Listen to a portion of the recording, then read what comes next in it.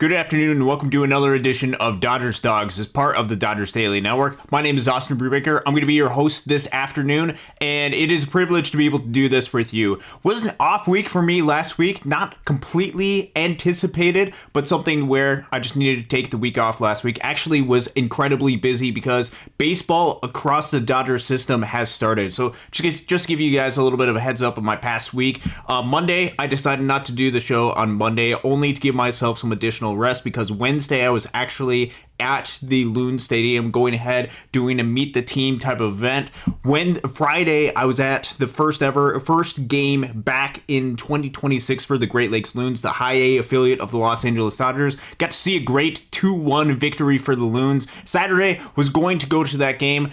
Ended up getting rained out. A lot of rain in the area here in the Midwest, which it is what it is. We'll have future games that are happening right there. Got to pay a little bit of attention to Dodgers baseball afar, and part of the reason I wanted to pull myself back last week was, one, I'm pretty busy this past week, also with Easter and a lot of responsibilities that I have for Easter. And number two, I wanted to give a little bit of time and space for the season for the Los Angeles Dodgers to be able to take place, so then we can start taking a little bit of a big picture type of look of where things are at. That's ultimately what I want us to be able to do, is take a little bit of more of a big picture type of approach with the Los Angeles Dodgers season. Look at different trends, whether they are concerning, whether this is things to watch going forward, or some great things that are happening. And that's exactly what the show is going to be about today. We'll be talking just a little bit about the Dodgers versus Blue Jays, which tonight, coming up in about 2 hours, is the Dodgers versus the Toronto Blue Jays World Series rematch taking place in Toronto. It's going to be Justin Robleski versus Max Scherzer tonight. You also have, for Toronto coming up, you have Gausman and Cease going up against Yamamoto and Ohtani the next 2 days following. It's going to be a great series, rematch of the World Series coming up.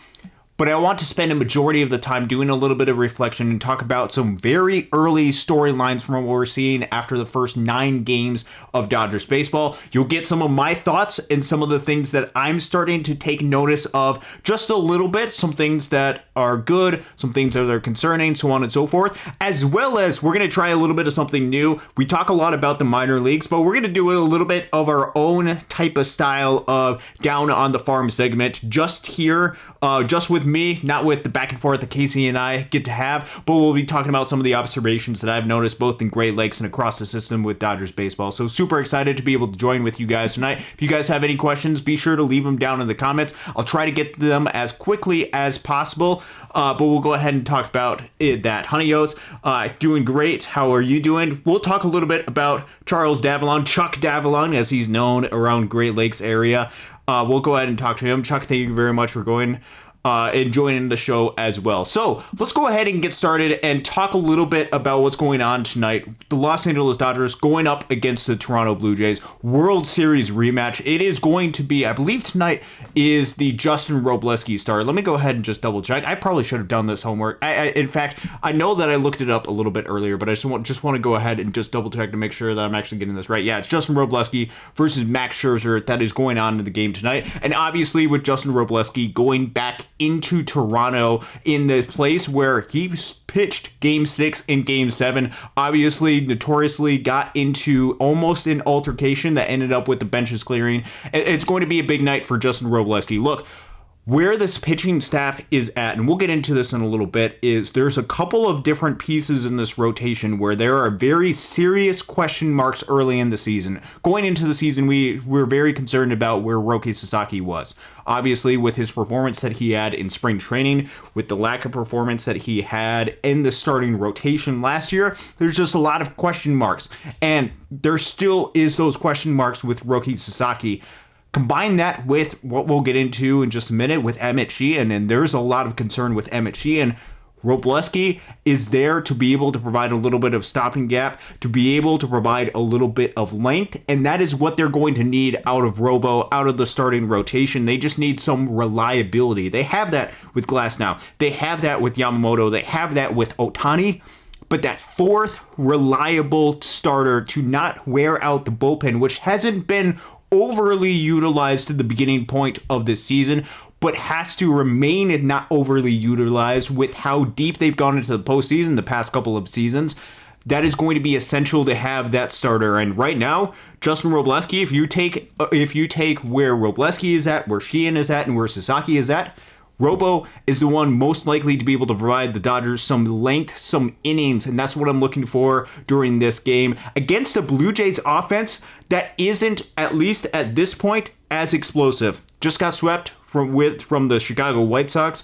They are still a team, a scrappy team that's not going to strike out a whole lot. But one of the things that Toronto did extraordinarily well during the World Series, during their postseason run last year, is they merged a really good non-strikeout approach with power elements to it. And the power element was something that was above and beyond what they did in the regular season. During the postseason, they hit for a ton of home runs. They were hitting for a lot of power. And when you combine that with a really scrappy type of approach where you can't strike these guys out, that creates a near unbeatable offense that the Blue Jays were playing with.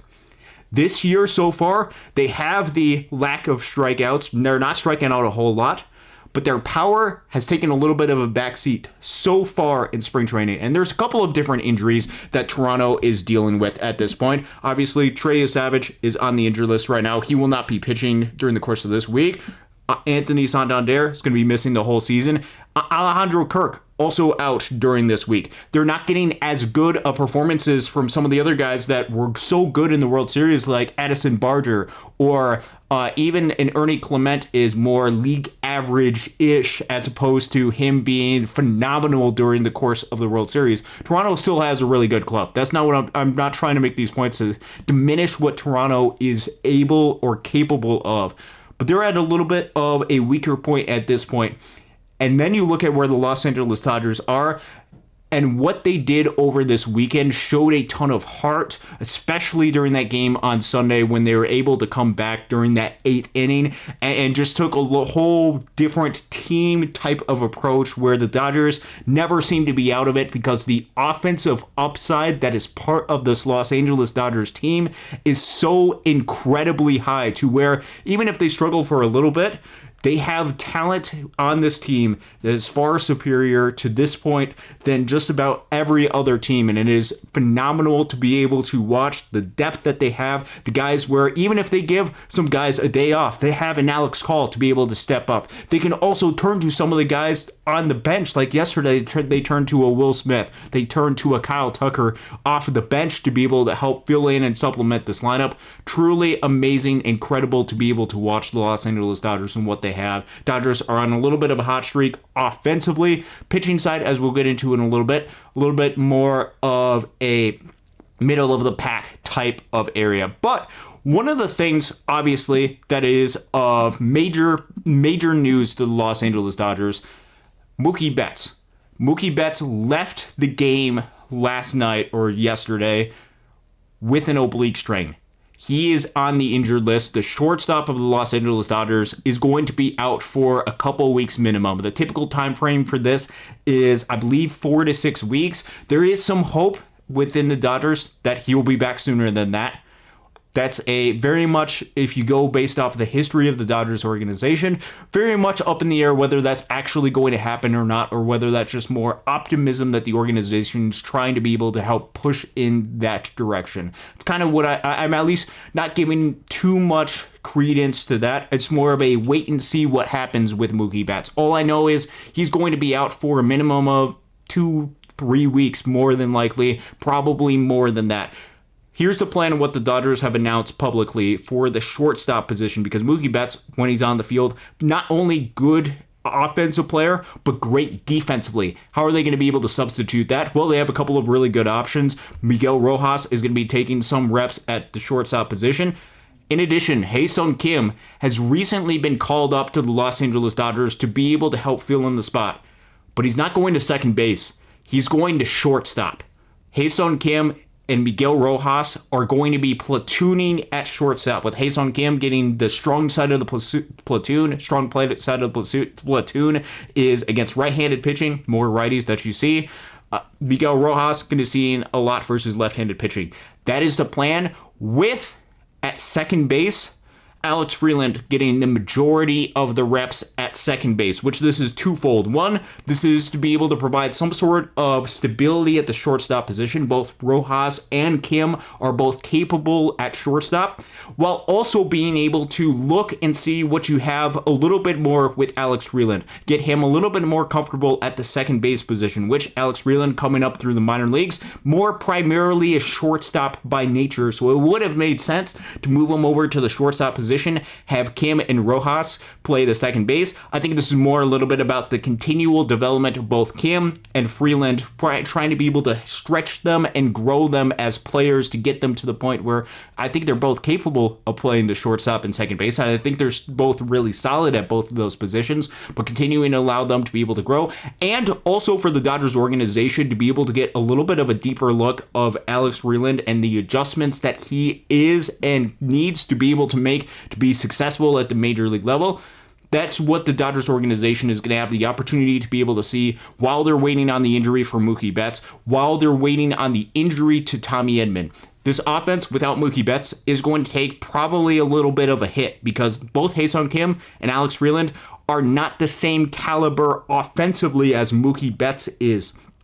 But this is going to be a good opportunity for the Dodgers to be able to see what they have in both of them. And also for a player like a Ha-Seong Kim, who did not get the opportunity out of spring training, to show that the Dodgers made a mistake at that point. And for Alex Freeland, who's getting a more full-time runway, to show what he is truly capable of at the big league level. This truly is more of a continual development competition type mindset that we get to see for both of those players going forward, and I'm excited to be able to see that. In fact, what we're going to do right now is we're actually going to take a little bit of a look, because it's not just one of those things to say, hey, let's hope both of them have a little bit of success. Let's compare each one of both Kim and Freeland's numbers to their respective level that they had last year to see where are some of the areas that perhaps they're getting better at. Are each one of these players doing a lot better? Or where are perhaps some of the regression that we're seeing with some of these players? Let's take a look at some of these numbers. As this is a little bit of spreadsheet and stuff that I've been able to put together. Let's start with Ha-Seong Kim, because Kim is the player who is getting promoted right now. These are his 2025 and 2026 Oklahoma City stats. So this is 2025 AAA stats, 2026 AAA stats, respectively. A couple things that you'll notice. One, offensively as a player, which this is coming in 169 and only 32 plate appearances, small sample size, Kim is having a lot of success in Oklahoma City, powered by a couple of games where he's done really well, especially with getting base hits. There was a 5-hit game very early in the season that Ha-Seong Kim had. His WRC plus in 2026, 131 compared to 99. Also, and this is something that is really encouraging for Kim, the expected contact is really, really good so far for Kim. And I think this comes down to he's just hitting a lot of line drives. He's hitting a lot of good contact that is going to fall for base hits. It's not everything on the ground. 427 expected weighted on base average in 2026, 32 plate appearances. Versus 286, what it was at AAA last year. Really good improvements. He's bumped up his walk percentage so far by 5%. Cut down his strikeout rate just a little bit. 22% is still a little high for what you would want for the type of player that Ha-Seong Kim has. But he's cutting down, making some strides early in the season on the strikeouts. He's cut down his whiff percentage by about 3.5%. Based on the swing decision, and we'll get into some of the swing decisions that he's made, you would expect him to swing and miss a little bit more. There's some really good results that we see right there. Exit velos still aren't phenomenal for Ha-Seong Kim, which I don't think that's the type of player that you would expect for Kim is great exit velos. It's more of you have to get good launch angles that are going to optimize his ability to be able to get base hits. Average exit velo, 88. Max exit velo in AAA 102. That is below league average, but still the expected contact is good because the type of contact that he's getting and where the ball is actually landing is leading to a lot of really good opportunities for him to get base hits consistently.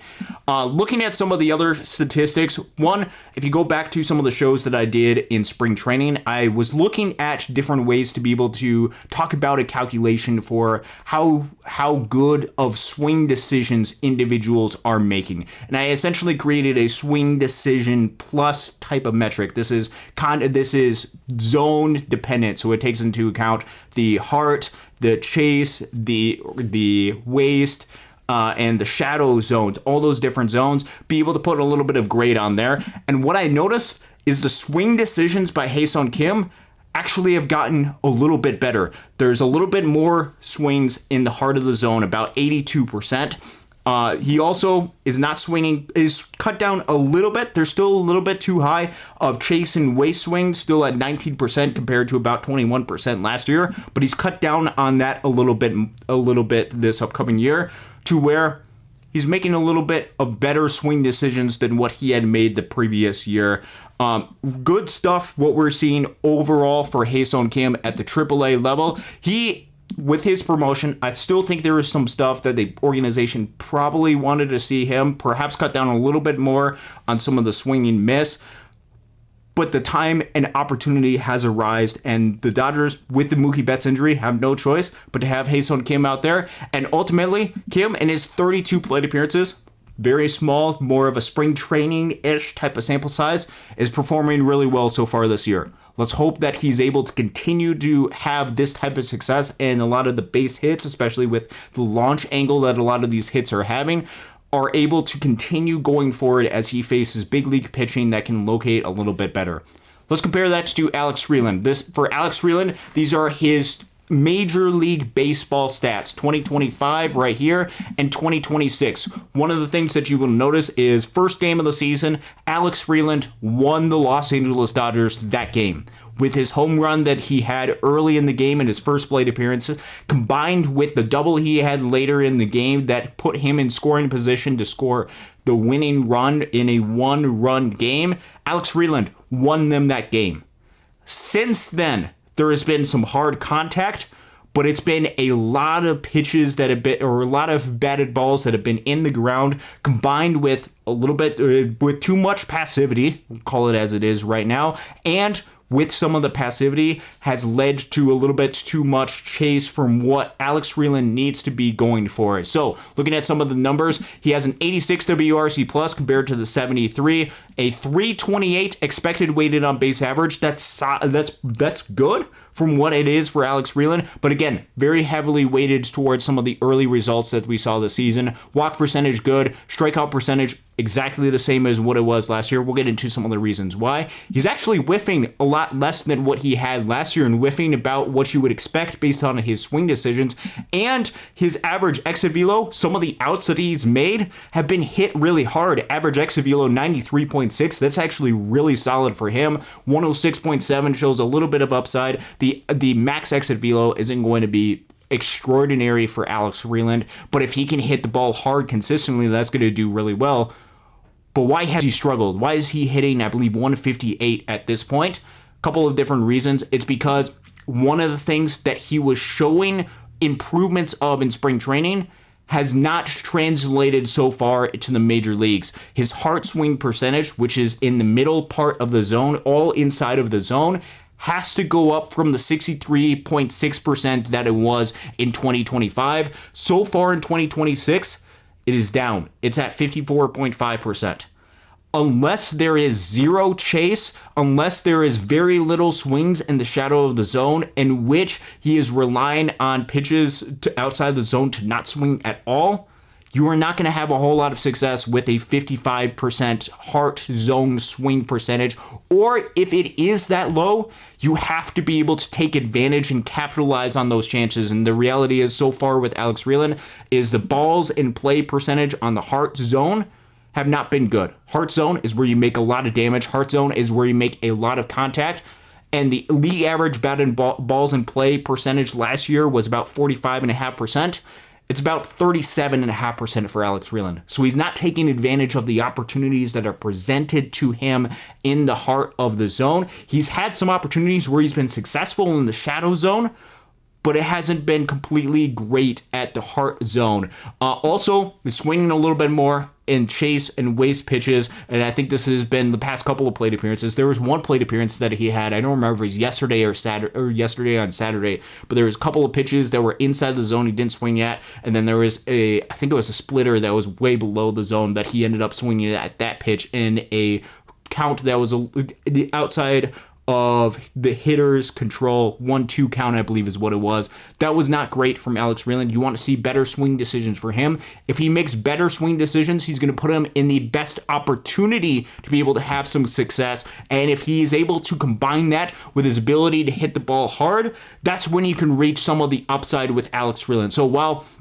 some of the expected numbers are better than what the actual numbers are, there's still some area to be able to improve. And in fact, some of the swing decisions actually haven't been great. Actually, if you just go by a swing decision basis, which is not completely fair because you're comparing AAA to Major League numbers, but we can go ahead and make this comparison anyway.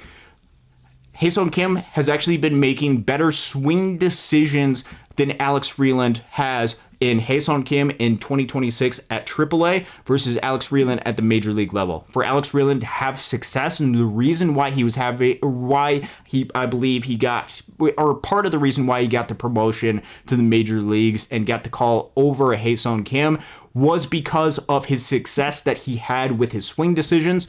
That is one of the things I'm going to be looking out going forward. And in fact, if you're curious about how to be able to track some of this stuff, there actually is on Fangraphs a really good resource, and I'll show you this in just a second.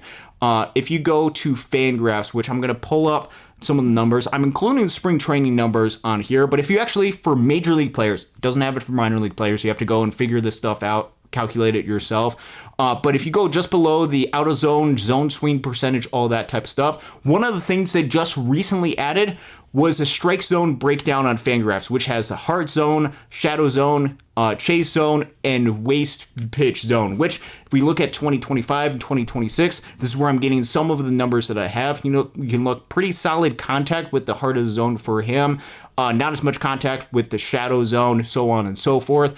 But one of the reasons why I want to be able to point this out is there is improvements with his heart swing percentage. Heart swing percentage, league average is about 72.5% last year. It is dipped down from what it was in spring training. Same thing with shadow. There was less chase that he had in spring training as well. So there is some improvements that Alex Freeland showcased in spring training that he's not showcasing quite yet at the major league level. There's still time. It's only been 22 plate appearances. There's been some really good, solid contact that Alex Freeland has been able to demonstrate that's been really encouraging. So I'm not giving up on the player, obviously, yet, but I just want to provide you with a little bit of an insight. He's going to get some runway. Dodgers are going to be trusting him with some of the early season type of results, or trusting him with some of the early season type of plate appearances. And now it's up to Freeland, it's up to Alex to be able to take advantage of that. And the best version of him is to make the best, smartest swing decisions. And even if the result isn't completely there, just has to hit the ball hard and be consistent. Also, one thing to note, or one thing to watch for with Freeland, he's hitting everything on the ground right now. That can't continue for him to be able to have some success going forward. He's got to get the ball in the air. That's enough with Kim and Freeland. Both of them are going to take additional responsibilities, taking over while Betts is out, and we'll see how each one of them are going to be able to do going forward. All right, let's dive into some notes around the Los Angeles Dodgers organization and some of the stuff that we've been able to see with this Dodgers team, or at least some of the things that I've been taking note of with the Dodgers organization. Let's go ahead and start with one of the things that I'm most concerned about with the Dodgers rotation right now. And you could say Roki Sasaki. Obviously, I think I am concerned about Roki Sasaki with where he is at. That's not where I want to take it right now. And this is one of the things to be able to watch going forward. I'm keeping a very close eye out for Emmett Sheehan. I'm not going to lie to you guys. It is concerning with where Emmett Sheehan is at right now. And if you have not had the chance to be able to look on his Baseball Savant page, this is what his Baseball Savant page right now. And the biggest thing that is of concern to me, if you look at his 2025 numbers, the fastball, as far as run value, wasn't necessarily the greatest. But if you look at right now with where his fastball is at, and I know this is something that's widely reported, it is not going good for Emmett Sheehan so far right now. It's not just the one particular aspect, which the aspect that a lot of people are going to be pointing out is what the velo is. The velo is down on average about 1.6 miles per hour, less than what it was the previous season. That is very concerning for Sheehan. Now, there could be a couple of different explanations for this. It could be he's still trying to work through some things as he gets back from spring training. There very well could be some of the things. There could be some mechanical things that he's working on. This could just be one of those small stretches that we are seeing throughout the course of the season. But that is very noteworthy. And everything with Emmett Sheehan that we're seeing from a stuff basis is down across the board. And this is one of the things that you'll notice about Emmett Sheehan versus his fastballs. And this is what's incredibly concerning. Emmett Sheehan versus his fastballs, it's getting hit at a 545 basis so far this season, with a 642 expected weighted on base average. All of the expected numbers as far as the quality of contact that players are hitting so far, very small sample size, just 2 starts for Emmett Sheehan. It's very concerning so far with what he's been able to produce. One of the things that I'm going to be looking out for Sheehan is just what does the stuff actually look like. And in fact, if you look at some of the stuff, which what I'm going to do, I don't have this pulled up, but we'll go ahead and do this, is some of this stuff plus numbers are not necessary, are down pretty significantly from what it was last year. Stuff plus being a statistical measure to try to quantify how good an individual stuff actually is. If we go to Emmett Sheehan and his stuff plus, overall last year it was about 101. He had pretty solid location on that. So far this year, just 2 starts, stuff plus 88. A drop of 13 points in his stuff plus is definitely concerning. Fastball down pretty significantly, down 14 points in stuff plus. Same thing with his slider, down significantly. Changeup also down. Just across the board, hasn't been incredibly sharp. The Dodgers need somebody like an Emmett Sheehan to be able to step up, or at least need a 4th starting pitcher to be more reliable as part of the starting rotation staff. If they're going to have a quasi 6-man starting rotation, they need at least 4 that are going to be able to provide some innings, 4 that can at least provide some depth for the organization. And one of the players to be able to watch is obviously Roki Sasaki, but also an Emmett Sheehan. So watch not just what his velo is, but how does that translate to the actual stuff. How is his fastball being hit during this point of the season or during his next start? Is he able to limit some of the contact on that? It's going to be some of the things that I'm going to watch. I know the Dodgers pitching staff is working really closely with Sheehan because the stuff that we saw last year, last year, let's not forget, was a 2.82 ERA. Phenomenal stuff that Emmett Sheehan was able to showcase, was able to produce. We want to see a little bit more of that this upcoming year. Let's take a little bit of a turn and let's talk about some other storylines that I'm keeping an eye out for. Tanner Scott is one of them. Tanner Scott actually having a pretty solid start to the season. Actually, his numbers fairly consistent with some of the underlying stuff with what we saw last year, which there's some good. There's some areas where he definitely could fix some of that. Strikeout minus walk percentage so far this season for Tanner Scott, very early in the season. 35.7 strikeout minus walk percentage, which if you're looking at very key statistics that can tell a lot about an individual player, strikeout minus walks, while it seems simple, is actually a really good telltale sign of predictive value going forward. And Scott has been great at that. He has not walked a single batter, struck out 35.7% of the batters that he's faced. What's also kind of similar to be able to note, a little bit funny, stuff plus is basically exactly the same as last year, which you might be concerned about that, but it's a 116 to 118 type of range for both his fastball and the slider that he's got. His stuff is still really solid with what he has. He's getting a lot of chase. He's getting a lot more whiffs than what he had last year. What is interesting and continues to be the storyline going forward to Tanner Scott is what does he do when he has a leverage count at his disposal? And what I mean by leverage count is when he's at 2 strikes, 0-2, 1-2, or even 2-2. what does he do with those specific type of pitches, and what is the location of those? Because that's going to be ultimately where the success of Tanner Scott is. In an 0-2, 1-2, or 2-2 type of count, the 2025 Major League average heart percentage of those pitches was 20.1%, meaning if a pitcher was in that count, 20% of the pitches went inside the heart of the zone. The heart of the zone is what you want to avoid. With Tanner Scott last year, it was 27%. It was 7% higher than what it was with league average.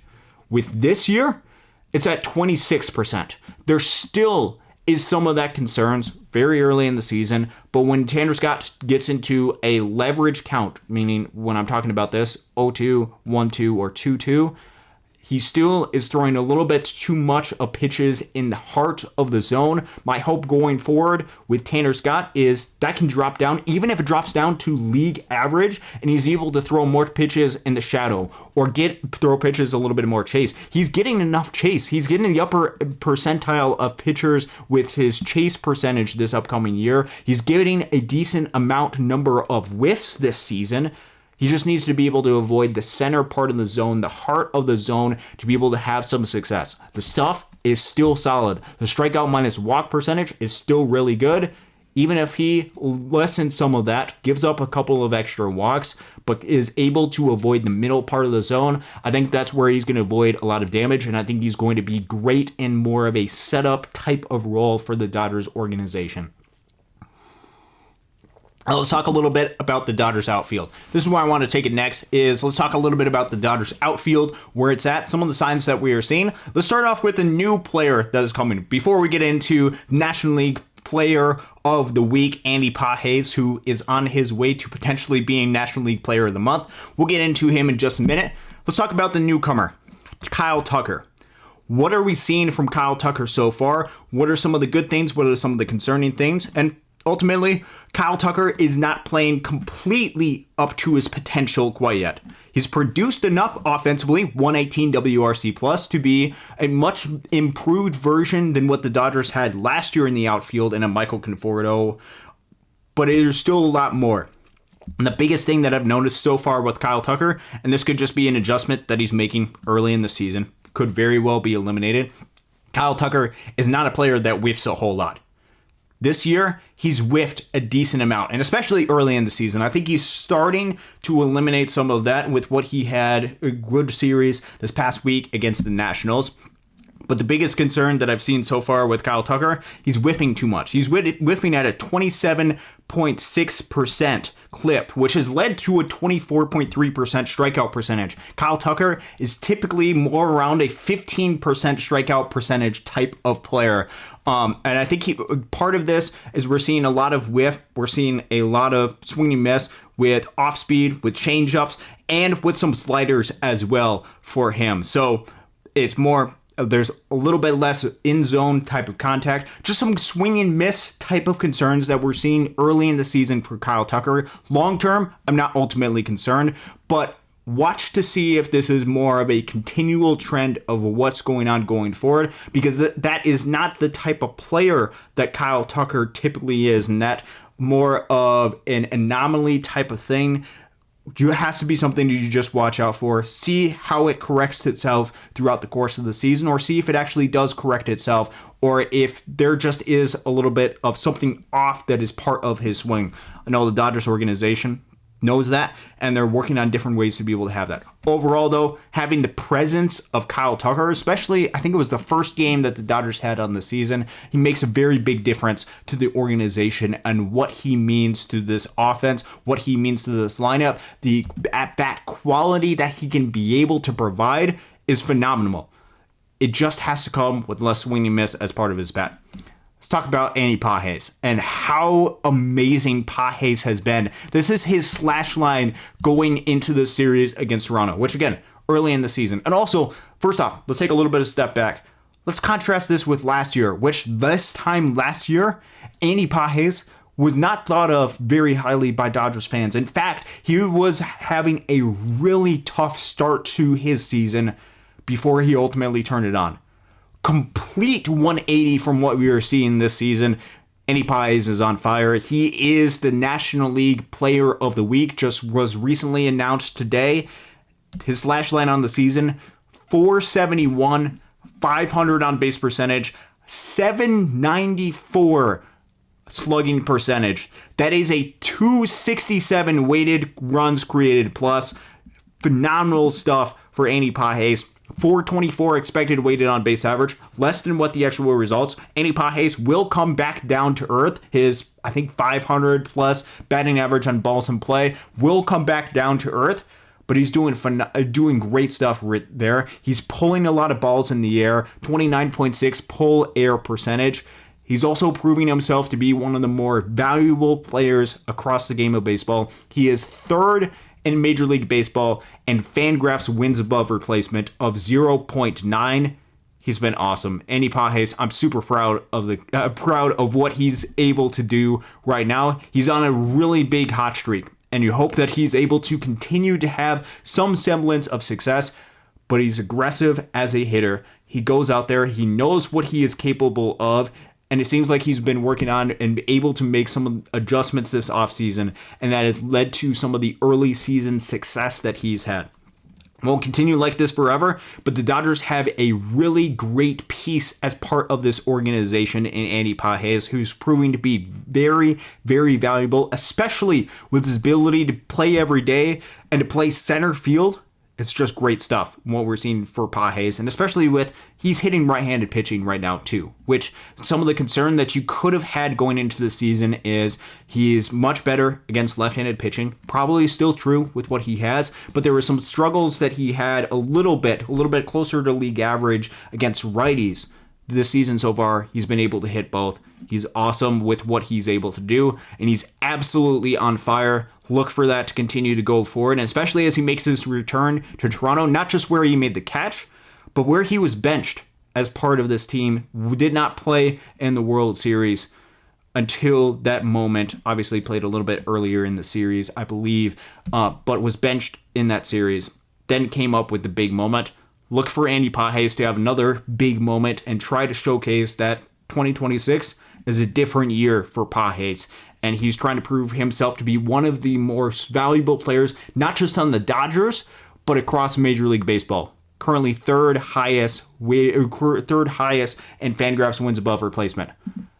Let's talk about Teoscar Hernandez as well as we round out this outfield. We won't talk as much about Alex Call. He was great with what he did yesterday. We have not seen much at all of Alex Call, so I don't want to make too much observations, too many conclusions with that. Teoscar Hernandez hitting 144 WRC plus, above league average.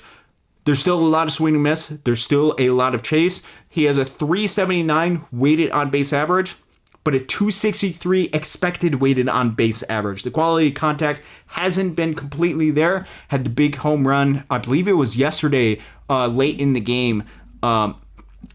He's still Teoscar Hernandez. There's going to be a lot of swing and miss. There's not going to be a whole lot of walks. You hope he's able to get good enough solid contact, and hopefully Teo can start getting hot as the season goes on. Expected results haven't been great early this season. Could just be very small sample size, and especially this spring training with some of the expected results, they weren't great early, and then by the end of the spring training, he was ended absolutely on fire. Hopefully he's able to do that, and Teo, a little bit more of a streaky type hitter, the hitters that don't walk a whole lot, that swing and miss quite a bit, a little bit more streaky. Hopefully, we can get some of the good streak in Teoscar Hernandez going forward for the Los Angeles Dodgers with the quality of contact. That's what I'm going to be looking for, because quality of contact can translate a little bit more long-term to more sustainable type of results. Now, overall, just big picture of where the Los Angeles Dodgers are at offensively. The Dodgers rank second in weighted runs created plus at 139, only behind the Houston Astros, who have like a 150 WRC plus to this point of the season. Also, another note, and this is actually something that will encourage Dodgers fans, their offense has the sixth lowest strikeout percentage in the league at 20.5%.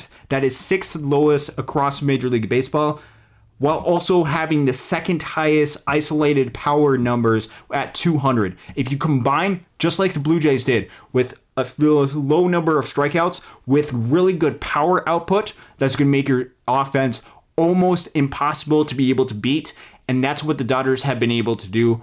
Very heavily influenced by the past couple of days against the Washington Nationals. There's a couple of games early in the season where the offense was struggling. That's what you get in a 9-game sample size. You can turn that around really quick. Also, the Dodgers' expected contact, expected weighted on base average, first in Major League Baseball, 373. They're making good swing decisions. Really good, a good high number for the in-zone swing percentage. For the out-of-zone swing percentage, that's really good low number for the Los Angeles Dodgers comparative to the league. Pitching side of things has been very mid, to say the least. 14th in ERA, 378. They're throwing the ball hard. They're third highest Major League Baseball and fastball velo, but overall everything is kind of middle of the pack type of territory. Strikeouts, walks, all that FIP, expected results, all that type of stuff, kind of middle of the pack. They have been able to avoid getting hit hard though. 35.1% hard hit percentage, fourth lowest in Major League Baseball. Also, and this is one of the things that you need to watch out for throughout the course of the season, because this was not good for the Dodgers last year. They had way too many innings pitched by their bullpen. Currently, they have the 7th lowest amount of innings by their bullpen. They have to, throughout the course of the season, be in the bottom half of Major League Baseball in order to keep their bullpen as rested as it can be going into October, because they pitched a whole lot during the course of the season last year with the regular season and the postseason. They have to limit some of the innings that the bullpen is able to throw. Currently, they are doing that, but with some of the concerns that we've seen with a Sheeman and a Sasaki, they have to, for players like a Justin Robleski, be able to get some length from each one of those guys and then rely upon the starters that they should rely upon, like a Yamamoto, like an Ohtani, and like a Glasnow, to be able to get them length and hopefully consistently get them 6+ innings, as those pitchers have been able to do, and that has really helped limit some of the wear and tear on this bullpen early on. Also, another good note, and while we've seen the offense be great, the pitching be a little bit more middle type of level, the Dodgers defense has been really good. By outs above average field and run value, they're a top 5 defense in Major League Baseball right now. Top 10 if you go by defensive runs saved. So far, some of the players that have had a lot of success, Kyle Tucker, Freddie Freeman, have been really good defensive players, which is not fully what I would have expected. Freddie Freeman, I think his play on the field is not ultimately reflected by some of the numbers that you see for the defensive stats. Defensive stats put him a little bit below league average. Same thing with Kyle Tucker. Some of the defensive stats put him a little bit below league average. Both of them have been positive defenders this year, and that's been great to be able to see. That has led to this defense being a much improved unit from what we saw a year ago. So overall, the state of the Dodgers is good. There's a couple of concerning signs that you can have with the Dodgers team and the organization, but when you have a player as on fire as Andy Pages has, and he is one of the 8-hole type of hitters in this lineup consistently, you're going to have a really good offense. And even if he bumps up to the 6-hole as he is doing during the lineup today, you're going to have a really good offense. The lineup for today's game, unless it's been changed, is Ohtani, Tucker, Freeman, Teo, Muncy, Pages, Freeland, rushing, getting another start, and then Ha-Seong Kim rounding out the batting order for the rematch of the World Series tonight with the Dodgers and the Blue Jays. What we're going to do right now is just go through very quickly through some of the comments. Then we're going to turn things over to the minor league side and get you some notes about what's happening at the minor league side of things, because there is some really exciting things that have been happening during the early portion in Oklahoma City, and then with some of the other affiliates, Tulsa, Great Lakes, and Ontario. Let's get to a couple of these right here. Let's see. Chuck Huddleston, rookie needs to pitch with conviction, trust his stuff, and not be so fine. Get into the pitching in good counts. He has talent. Pitch like it. Don't be tentative. That's something that we're going to be able to watch going forward. Roki Sasaki. Won't get into that conversation type yet. Maybe that's a conversation for Casey in one of his shows. But we talked a lot about that in the course of the offseason and during spring training as well. Lucy Chen, when is River Ryan going to come up? He just pitched his first outing in Oklahoma City a couple days ago, I believe is what it was.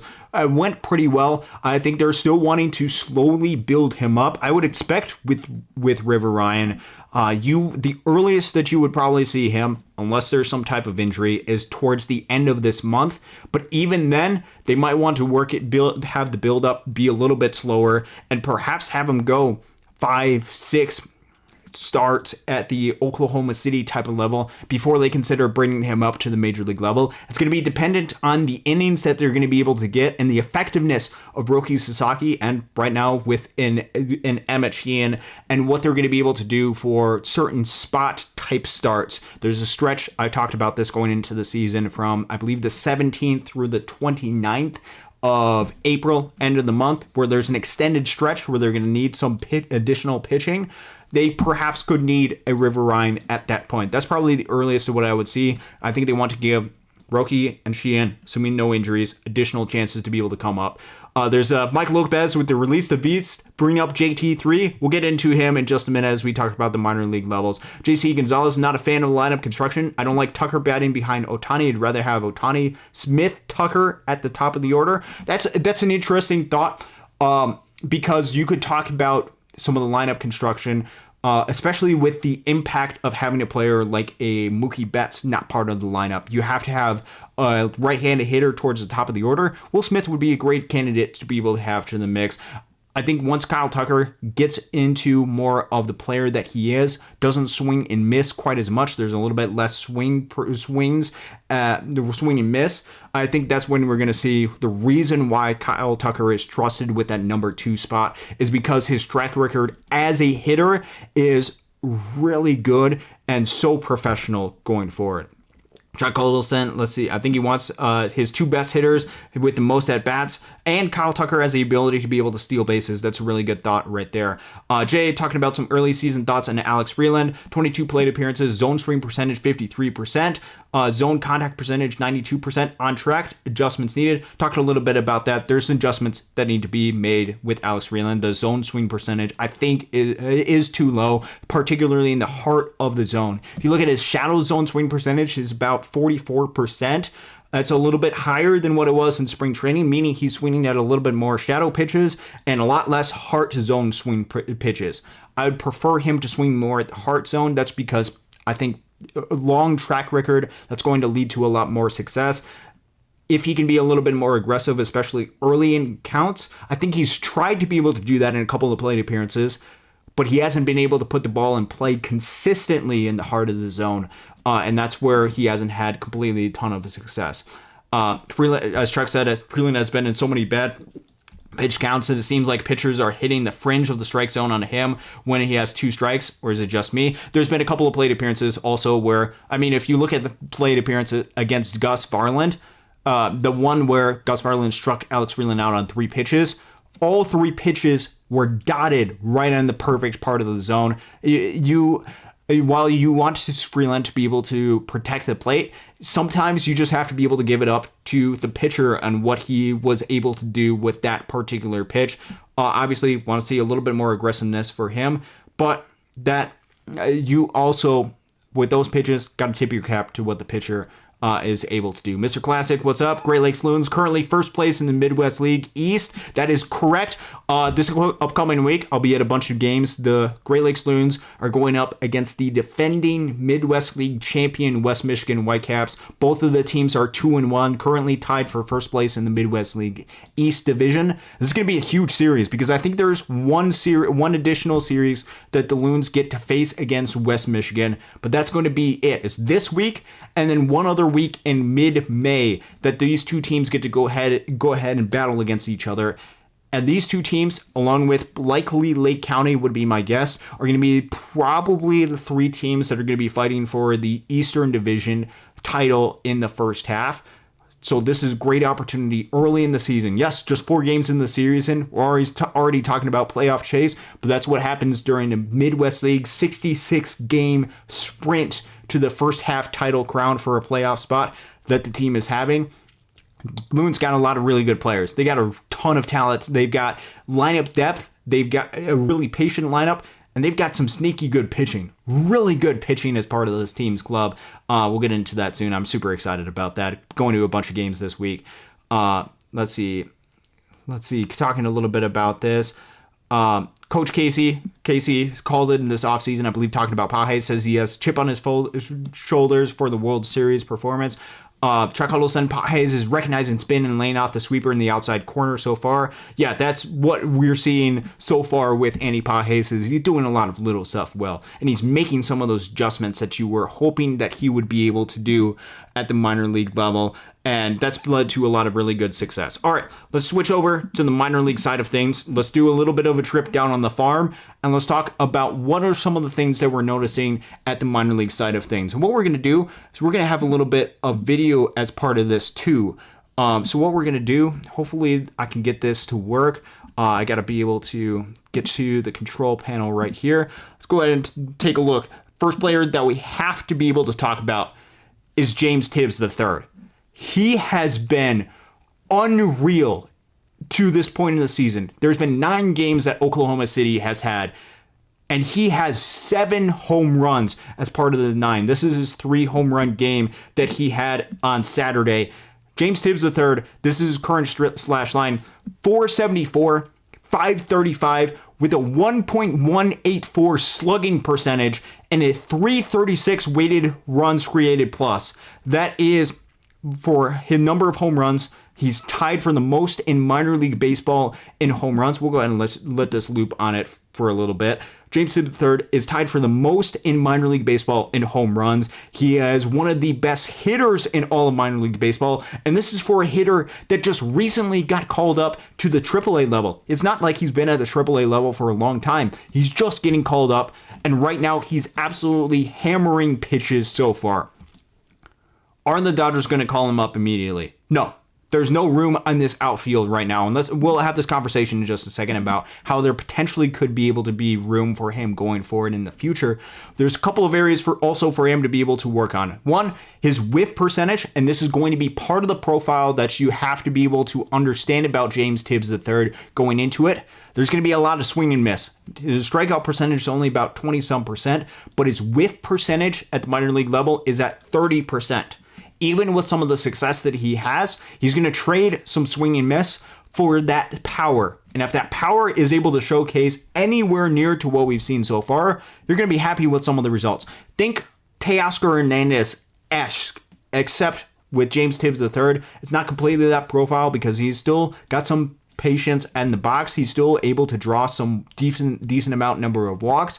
But the swing and miss is still going to be there as part of there. And particularly, look for some of the success that he can have with some off-speed pitching and with what his whiff, because he hasn't been great. It's been good numbers, but it hasn't been great against off-speed pitches. And then look for some of the whiff percentage that he has against breaking balls. If he can cut some of those numbers, I think you're going to see James Tibbs III turn into something where the organization has to seriously consider what to do with him going forward. Now, it's just been 9 games. The organization typically is patient, and having 7 home runs in 9 games is not a sustainable type of model going forward. If it is, Dodgers have the best player ever to play the game of baseball on their hands. If he's hitting 7 home runs every 9 games, that is not likely to happen going forward. The Dodgers will wait to see how he adjusts and how he could perhaps limit some of the swing and miss that he has as part of his game that could limit some of the profile that he has. But let's say that James Tibbs III continues on the stretch that he has. What would it take and what would it mean for the Los Angeles Dodgers organization to be able to bring him as part of the mix? Because that is ultimately the question that the Dodgers would have to answer is, how would you get James Tibbs III as part of the mix? And I think there's 2 different possibilities for later in the season. One is the obvious answer that a lot of Dodgers fans would point to. It's Alex Call. Alex Call does not get a whole lot of runway for the Dodgers. He's been great with what he has. Alex Call has minor league options. You could very easily make the switch, send Alex Call to get some reps in Oklahoma City. I don't think he needs AAA reps. I think he is the player that he is. He needs major league opportunities going forward if the Dodgers are going to have any opportunities going forward for him. And what that would allow to do, because I think Kyle Tucker is an everyday player. I also think Andy Pages is an everyday player, would create a little bit more of a platoon option. Not saying that it's going to be platoon all the time, but a platoon option for a Teoscar Hernandez, in which case you would have a lefty off the bench instead of a right-handed outfielder off the bench to be able to pair with a Teoscar Hernandez. How could that work with Alex Call? It does not work, and I will repeat this, it does not work unless Tommy Edman or Hae-Sung Kim are part of the mix, because just simply replacing James Tibbs with an Alex Call right now leaves you without any backup in center field. You need to have somebody that has the ability to, at the very least, be able to substitute late in a game in case something happens to Andy Pages. James Tibbs III is not a center fielder, corner outfield / verse base type of option, if at all, if possible. So they have to very likely wait until Tommy Edman is back, which they would wait that long anyway, because this is just 9 games that James Tibbs has had at the Oklahoma City level. But if that is the option, they need to have to find some sort of backup in center field, at the very least in case of some sort of emergency, because I don't trust Teo, I don't trust Tucker, and I just don't trust James Tibbs to be able to cover center field in an emergency type of scenario. But he's been absolutely amazing. Stretch won't continue quite as much, but a 3 home run game is very noteworthy for the Dodgers prospect that he has. Let's move down to the Tulsa level, and we're going to highlight one player in particular at this point.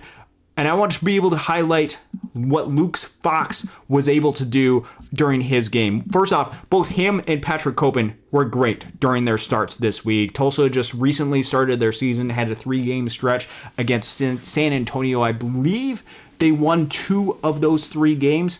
I think that's what they're able to do. They're either 1-2 or 2-2. But both Luke Fox and Patrick Copen, 8 strikeout performances during this week. I want to highlight Luke Fox because I don't think he gets as much coverage as Patrick Copen, in part because of Cope's story, but also Luke Fox is a really good pitcher as well. This past appearance, 6 innings pitched, 8 strikeouts as repeated. He had 0 walks as part of the performance. He is just the definition of a really good, solid pitcher, as you can see with the pitch mix this provided or clipped by Casey, posted on his X and Instagram account. Just a really solid pitcher, is able to locate a lot of his spots well, and he has consistently been able to perform and put up consistent results. Past 2 seasons, both ERAs sub 3. A 2.87 and a 2.85 ERAs for Luke Fox the past 2 seasons. Been great. Last night, during the game that he had this past week, just pounding the strike zones consistently. Great to be able to watch for him. Just gave up 1 run. I think there was a home run that he gave up. But overall, a really successful start to the season for Luke Fox as he continues to go and make some progress so far this season. All right, let's jump ahead. Let's go into Great Lakes. This is the team that I was actually at this performance. We're going to go ahead and go through a couple of these different clips that he had right here. First off, I want you to see this particular pitch that Sterling Paddock had. That is an off-speed breaking pitch. I don't know if that's a little bit more of a slurve type pitch, slider, curveball type of pitch. I don't know what that is, but it started way outside from a right-handed batter and was able to come across during this part of the zone. Sterling Paddock on opening day, which the Dodgers had, or the Loons had several different options that they could have turned to as part of the rotation. They could have turned to a Zach Root. They could have turned to a Christian Zezweda. They turned to Sterling Paddock on opening day. And I think he proved the organization well with the performance that he had on opening day for Great Lakes. 5 innings pitched, 7 strikeouts. To be fair, 2 of those were automatic strikeouts. Batter did not get in the box on time, but he was still able to have a really good success. Did not give up a whole lot of runs. Was able to get a lot of really good pitches, especially on his breaking ball that he had. That was a really good, impressive pitch. Just a good pitch mix that he had. Somebody to be able to keep an eye out for in the season. Somebody that you might not have heard out of ton.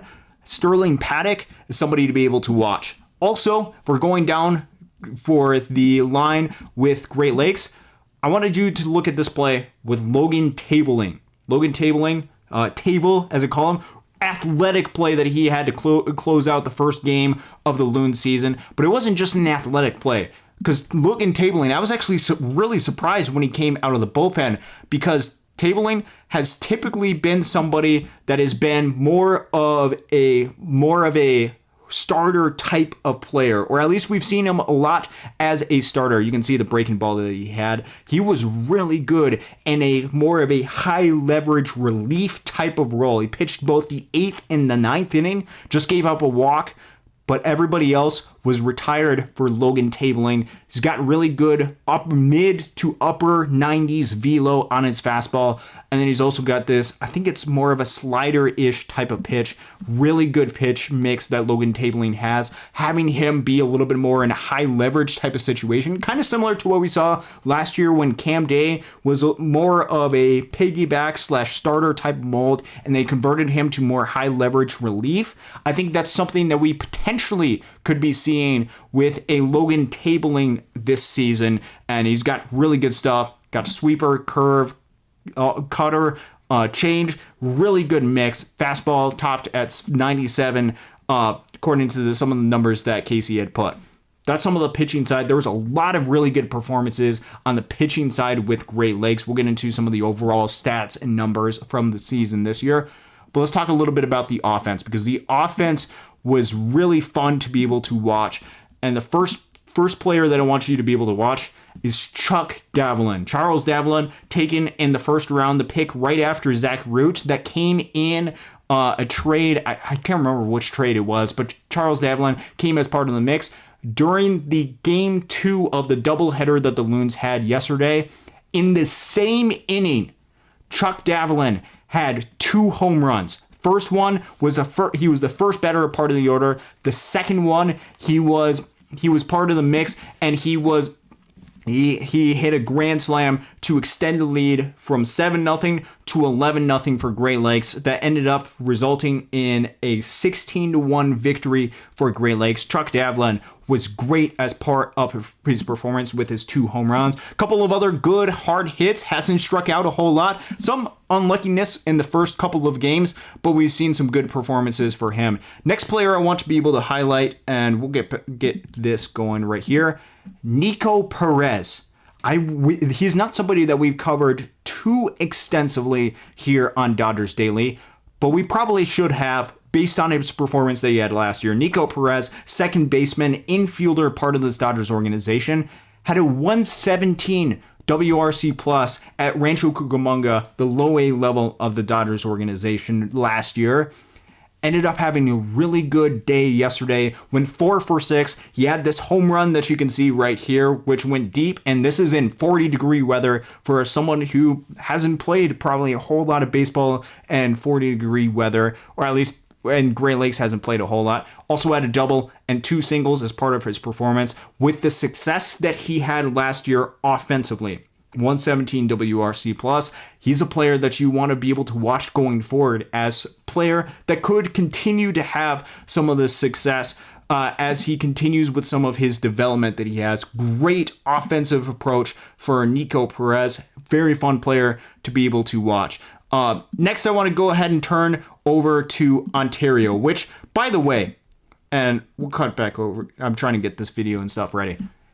If you have not had the chance to go to an Ontario Tower Buzzers game, which I have not had the privilege to be able to do so, you need to go to Ontario to watch the Dodgers affiliate. They are the new single A affiliate for the Los Angeles Dodgers. They, based on all the video that I've seen with the production quality that they've been able to post on social media, with how the stadium is able to look, which looks phenomenal, they have done really good job. Sold out this past weekend.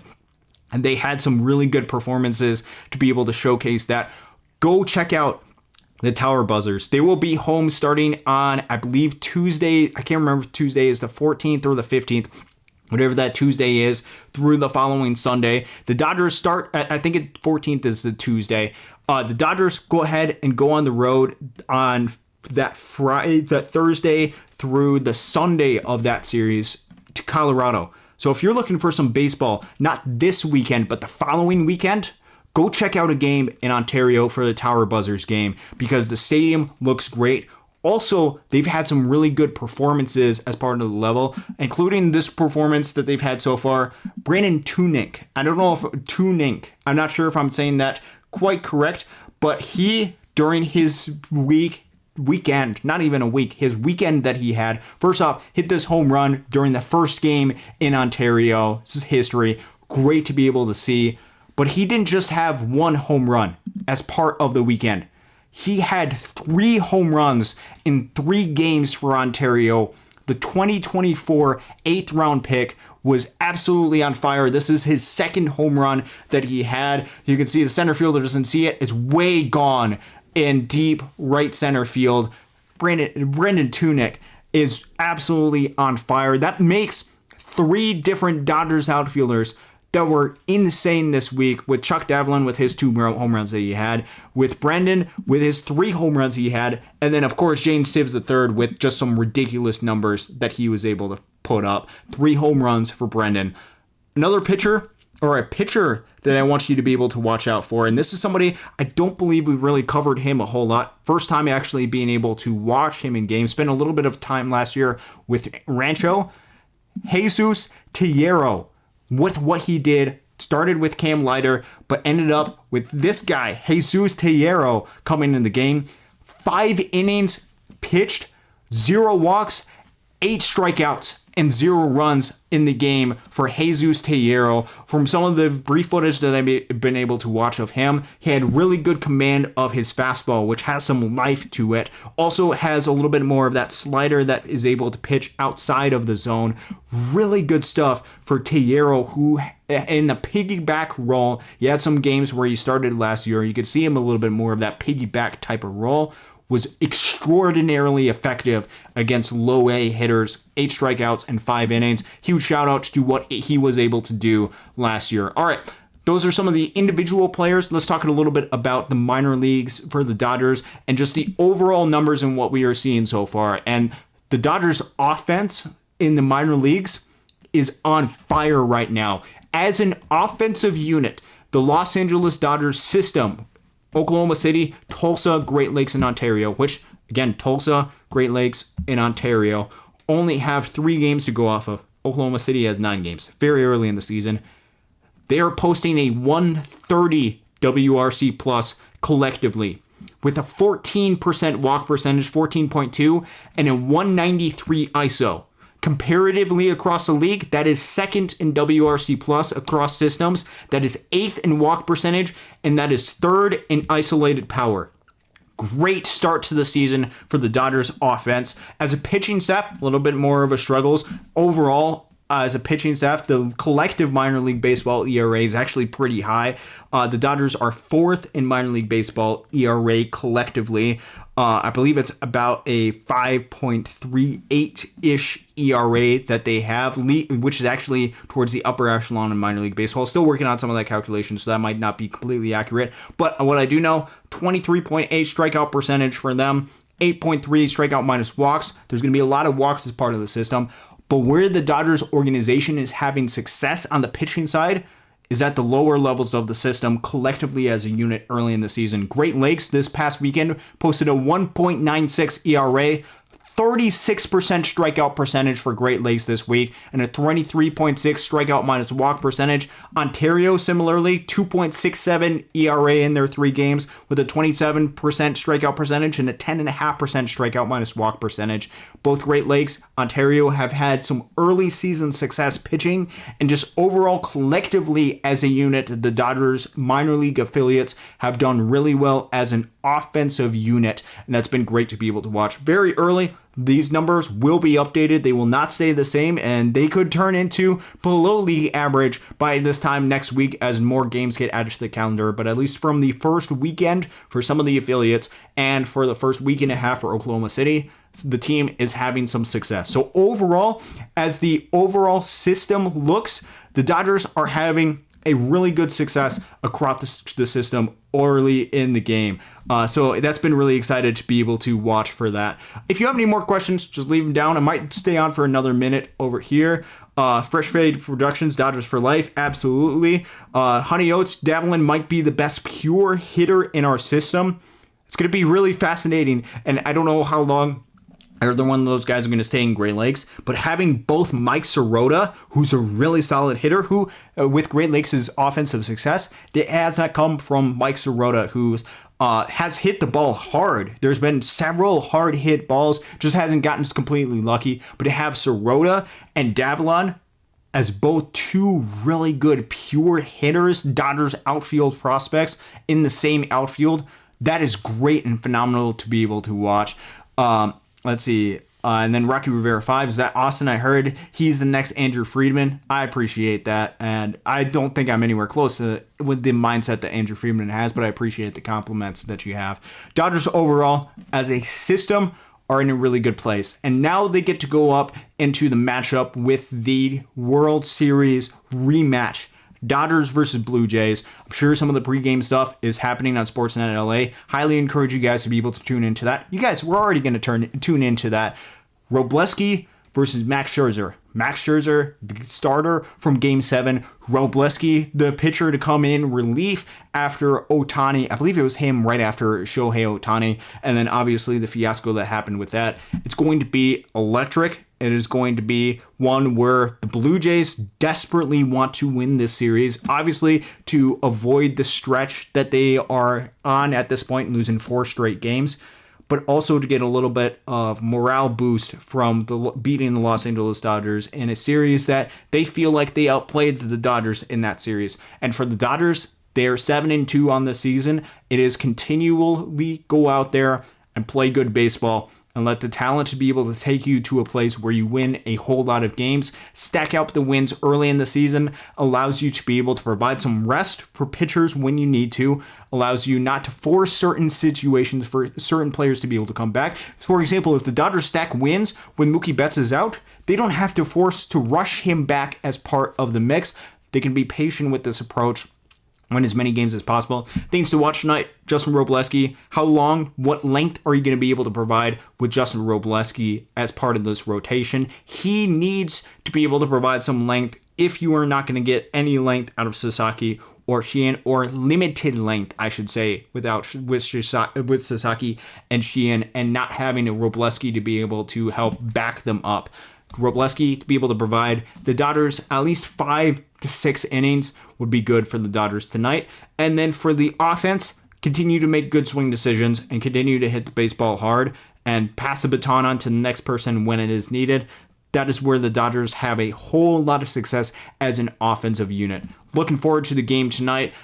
Just talking about upcoming shows, I'm sure Casey will have additional upcoming shows, talking a little bit more about some of the players in the system. I'm sure he'll be highlighting some of the players. Highly recommend checking out some of his insight because he'll have a little bit more nuance onto some of the pitch mix or onto some of the personal side of things with each one of these players. Highly recommend checking out some of the shows that we have. Also, Casey and I should be doing a show on Wednesday. It will be 8:30 Eastern, 5:30 Pacific, I believe, is the scheduled time for that show. The Dodgers won't be going live, won't have a game at that time. I think they have an afternoon game in Toronto on Wednesday. If it is an evening game, then we'll go on after the evening game happens. Looking forward to that show on Wednesday. Rest of the week, Tuesday, Thursday, Friday, and Saturday, I'll be at Great Lakes going to West Michigan to take on the West Michigan Whitecaps. Big series early in the season for Great Lakes and West Michigan. Been a fun show. Hopefully you guys liked a little bit more of the intentionality with some of the format that I have. Let me know some of your thoughts with some of the numbers, how I was able to format the show, what are some of the things that you're wanting to be able to see going forward as part of the solo shows that I have. When I have some time to be able to put stuff together, I really enjoy being able to highlight certain aspects of the organization, certain aspects of the team. Excuse me. Been a fun show tonight. Looking forward to being able to do additional shows going forward. I will be on next Wednesday night. Casey and I will be live 8:30, 5:30 p.m. Pacific. Until next time, until we are able to go live, Casey and I are able to go live. Thank you for tuning in. God bless. And it's a great day to be a Dodger.